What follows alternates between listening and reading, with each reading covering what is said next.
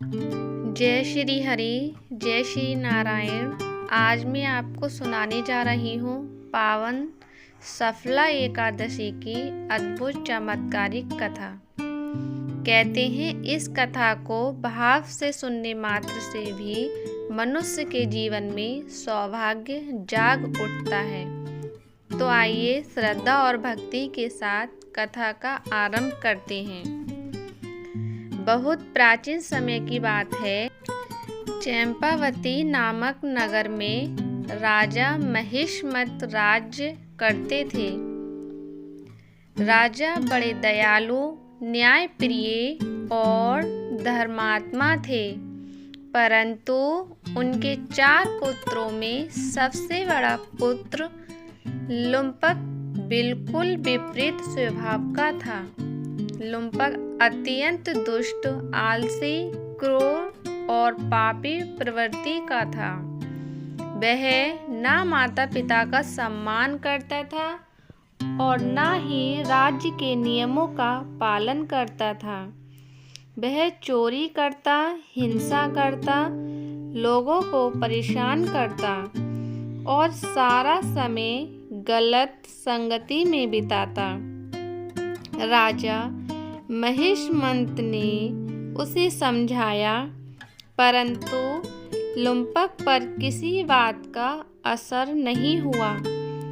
एक दिन क्रोधित होकर राजा ने आदेश दिया, ऐसा पुत्र हमारे राज्य में रहने योग्य नहीं। इसे तुरंत राज्य से बाहर निकाल दिया जाए। लुम्पक को महल से बाहर कर दिया गया। इसके बाद वह एक घने जंगल में रहने लगा, जहाँ ना घर था, ना भोजन, ना कोई सहारा। दिन में वह चोरी करता और रात को जंगल में ठंड से कांपता हुआ सो जाता। उसका पूरा जीवन पाप और कष्ट में बीत रहा था। समय बीतता गया और एक दिन वह दिन आया जब पौष मास की कृष्ण पक्ष की एकादशी तिथि थी, अर्थात सफला एकादशी।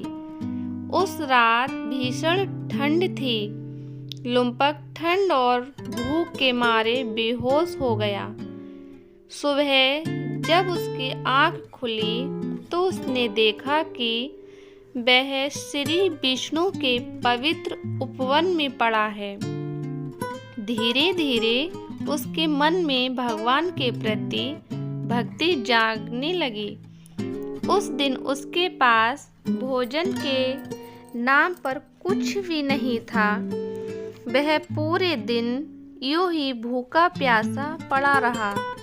इस प्रकार अनजाने में ही उसने सफला एकादशी का व्रत कर लिया, लेकिन उसे इस बात का बिल्कुल भी पता नहीं था।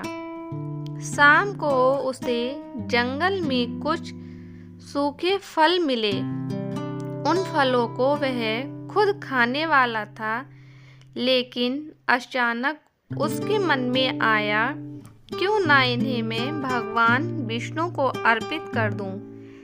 ऐसा सोचकर उसने उन फलों को एक पत्ते पर रखकर भगवान को अर्पित किया। यह उसके जीवन का पहला पवित्र कार्य था। जैसे ही उसने फल अर्पित किए, उसका हृदय पवित्र होने लगा। आंखों से आंसू बहने लगे। वह रो रो कर कहने लगा, हे प्रभु, मैंने जीवन भर पाप किए। मैंने किसी का सम्मान नहीं किया। मैंने अपने माता पिता को बहुत दुख दिया, लेकिन अब मुझे सही रास्ता दिखा दीजिए। भगवान विष्णु उसकी भक्ति और पश्चाताप से अत्यंत प्रसन्न हुए। उसी समय राजा के सैनिक जंगल में लकड़ी काटने आए। उन्होंने लुम्पक को देखा, पहचान लिया और राजा के पास ले आए।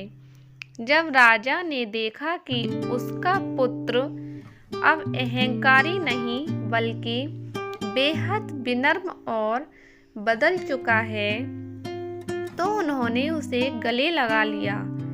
राजा ने कहा, पुत्र, आज से तुम मेरे उत्तराधिकारी हो।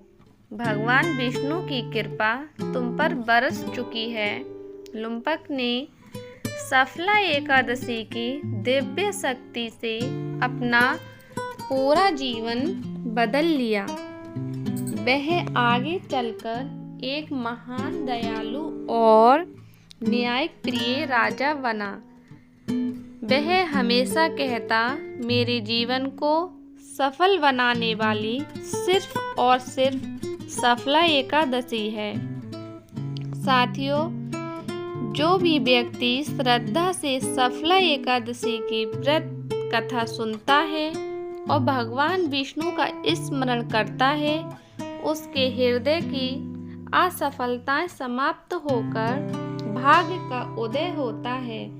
भगवान श्री नारायण आपके जीवन को भी खुशियाँ, समृद्धि और सफलता से भर दे।